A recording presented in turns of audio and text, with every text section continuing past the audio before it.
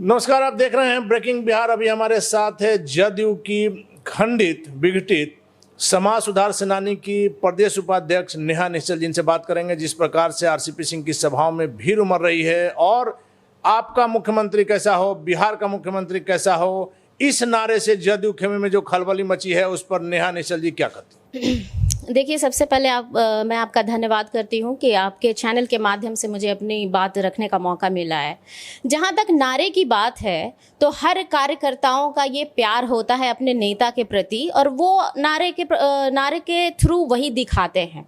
और जो आरसीपी सिंह के लिए मुख्यमंत्री का नारा लग रहा है, तो जब उपेंद्र कुशवाहा जी विलय करके आए थे पार्टी में और जब वो मुजफ्फरपुर गए थे तो वहाँ बैनर और पोस्टर बजाबते छपा था, लगा था, जिसमें कि उनके मुख्यमंत्री होने की बात कही गई थी। तो उसे तो किसी ने संज्ञान में नहीं लिया, उससे आज तक किसी नेताओं ने आपत्ति नहीं जताई उसको लेकर के। और यहाँ तक कि जब ललन सिंह भी अपने संसदीय क्षेत्र में जाते हैं वहाँ भी ऐसे नारे लगते हैं, तो उसमें क्या दिक्कत लगती है? उसको लेकर के कोई विवाद नहीं होता। लेकिन आरसीपी सिंह आज जहां है, आप लोगों का या उनके समर्थकों का कहना है कि अपनी मेहनत से है, अपनी बदौलत है, लेकिन जदयू के नेताओं का कहना है कि मुख्यमंत्री नीतीश कुमार की कृपा से आरसीपी बाबू यहां तक पहुंचे। देखिए, कृपा किस पे किसकी रही है इसके बीच में तो फंसना नहीं है, लेकिन जो हमारे माननीय श्री आरसीपी सिंह जी हैं उनको किसी अलग से पहचान की ज़रूरत नहीं है। उनका जो कैरियर रहा है वो सब जानते हैं और उनकी क्या कार्यशैली रही है इससे भी सब लोग अवगत हैं। तो मुझे लगता है कि ये कहीं ना कहीं एक उनसे जलन पैदा हो रही है लोगों में, जो इस तरह की बातें उनके बारे में कर रहे हैं। मैडम, बहुत पुरानी कहावत है लेकिन हमेशा ये बात सही निकल कर आती है कि दुश्मनी ऐसी ना करो कि कल को दोस्ती करने में शर्मिंदगी महसूस हो। जिस प्रकार से जदयू के कुछ नेताओं के द्वारा आरसीपी सिंह को लेकर के टिप्पणी की जा रही है, बाघ की खाल में छिपा भेड़िया तक आ गया। अब देखिए, कौन क्या है वो तो वक्त ही बताएगा। और जहां तक आरसीपी सिंह जी की बात है, मुझे नहीं लगता आप किसी भी चैनल को देख लीजिए या कहीं भी उनका जो भी वक्तव्य आया है उसको सुन लीजिए, पढ़ लीजिए। मुझे नहीं लगता कि उन्होंने कोई भी अपशब्द किसी नेता के बारे में कहा हो। पार्टी में तो कुछ ऐसे लोग भी रहे हैं जो कि अतड़ी का दांत का सर्जरी भी कर रहे थे और बाद में आकर के मिले भी हैं, घुले भी हैं, फिर आज चिल्ला रहे हैं। तो वो लेवल हमारे श्री आरसीपी सिंह जी का नहीं है। लेकिन मैडम, आरसीपी सिंह आप लोग कहते हैं कि अपनी काबिलियत के बदौलत यहाँ है, तो एक सच आपको मानना होगा कि आरसीपी बाबू के नेतृत्व में पिछला चुनाव लड़ा गया था और आपका आंकड़ा 50 भी पार नहीं कर सकता। अब देखिए, जब आंकड़ों की बात पे आते हैं तो एक बात मैं कहना चाहती हूँ, जब पहली सरकार जब जदयू की बनी बिहार में, तब हमारे माननीय मुख्यमंत्री जी जनता दरबार लगाते थे।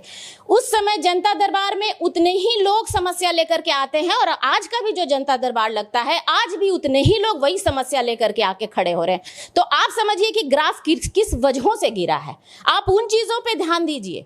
इनके इर्द गिर्द रहने वाले लोग जो इनको भटकाते रहते हैं, इस चैनल के जरिए मैं माननीय मुख्यमंत्री जी को भी कहना चाहूँगी कि सर, आप जो इन चंगू मंगू, मैं बोल सकती हूँ कि चंगू मंगू की बातों में आकर के जो आप दूसरी दिशा में जा रहे हैं, इस पर आप एक बार सोचिए कि ये ग्राफ क्यों गिर रहा है। इसमें तो एक सच्चाई है कि मेरा मानना है कि राजा के दरबार में यदि फरियादियों की संख्या बढ़ रही है तो इसका मतलब है कि प्रजा को उस जगह से न्याय नहीं मिल रहा है जहाँ मिल रहा है।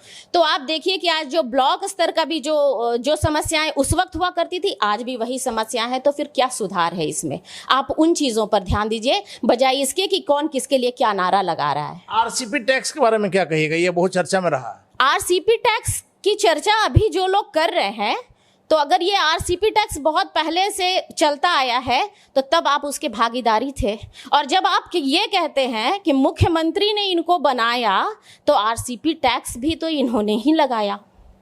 तो मेरा तो यही कहना आरसीपी टैक्स के बारे में। लेकिन आरसीपी सिंह के सभाओं में इधर जो 2 दिनों में जो नजर आया, जहानाबाद से लेकर के घोसवरी में, इतनी भीड़ कहाँ से आई? भीड़ तो भाई, जनता अगर किसी को चाहेगी तो भीड़ तो उसके लिए रहेगी ही। आपने सुना होगा, ऐसा भी इल्जाम लगाया जा रहा है कि अब भीड़ जो है वो भाड़े की है, कुछ पैसे दे करके भीड़ लाई जा रही है। जो लोग ये बात करते हैं तो शायद उनको पता नहीं है कि महिलाओं में, कार्यकर्ताओं में भी शक्ति है कि वो अपना शक्ति प्रदर्शन कर सकते हैं। और जहाँ तक भाड़े की भीड़ बोलते हैं तो मैं उनको भाड़ा देती हूँ और वो 5,000 की संख्या में लोगों को इकट्ठा करके दिखाएं और मुझसे भाड़ा ले लें। जदयू नेताओं का यहाँ तक का नाम है कि आरसीपी बाबू को एक विधायक हेलो भी नहीं कर सकता है। अगर आप स्पीकर ऑन करके बात करते हुए सुना दें तो मैं राजनीति से इस्तीफा ले। अब जदयू के लोग जो ये बात कह रहे हैं तो वो कौन है भाई कि आरसीपी सिंह किसी से बात करेंगे तो उनको जानकारी होगी? आप हैं कौन? आप हैं कौन कि आरसीपी सिंह आपको बताएंगे कि कौन उनको कॉल कर रहा है, कौन नहीं कर रहा है? और अगर आप ये बात इतनी पुष्टि से कर रहे हैं कि कोई विधायक उनको कॉल नहीं कर रहा है, इसका मतलब आपने गन पॉइंट पे उनको डरा के रखा है क्या? कि आप आप इतने विश्वास के साथ बोल रहे हैं कि कोई उनको कॉल नहीं करता। आपको ये कैसे पता कि कोई उनको कॉल कर रहा है कि नहीं कर रहा है? और स्पीकर पे आपको क्यों सुनाएंगे? आप हैं कौन साहब? लेकिन मैडम एक चीज़ आप लोग शुरू से मानते नहीं हैं कि ऊपरी स्तर पर जदयू में, चाहे वो मुख्यमंत्री जी हों, ललन बाबू हों या आरसीपी सिंह हों, इनमें मतभेद की खबरों को हमेशा से खारिज किया जाता है। आपको इतना पता है कि जदयू में अगर कोई भी नेता एक शब्द भी बोल रहा है तो बिना मुख्यमंत्री नीतीश कुमार की इजाज़त के नहीं बोल सकता। देखिए क्या है ना कि मुख्यमंत्री जी अब क्या किसको सिखाते हैं और क्या समझाते हैं वो मुझे नहीं पता, लेकिन हर इंसान में अपनी एक सोचने की शक्ति होती है तो उसका इस्तेमाल लोगों को करना चाहिए।